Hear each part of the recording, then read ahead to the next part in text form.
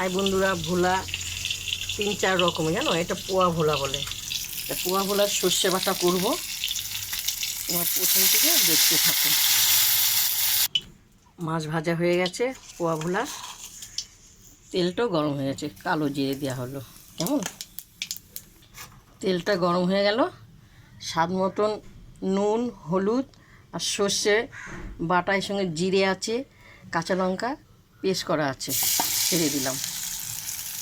কেমন? দিয়ে নাড়াচাড়া করা হবে।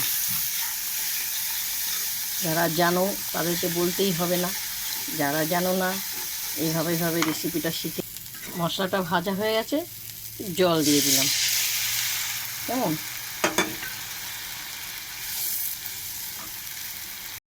মশলাটা ফুটে গেছে, মাছগুলো এক এক করে ছেড়ে দেওয়া হলো। ফুটুক। পুরোপুরি ভোলা মাছের সর্ষে বাটাটা হয়ে গেছে, এবার আমি নামাবো।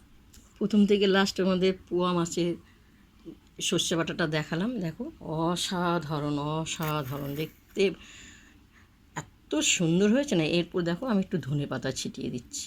কেমন? দেখো, তোমরা দেখে যদি ভালো লাগে আমাকে লাইক দিও, শেয়ার করো, বাংলাতে লেখো, আর দিদি বাড়ি খেতে চলে এসো। কেমন? অসাধারণ। এসো। ভোলা মাছের পোয়া ভোলা মাছ সর্ষে বাটা, আর ভোলা 6-7 রকমের আছে। কেমন? নানা রকমের মাছের নাম আছে ভোলার। এসো খেতে।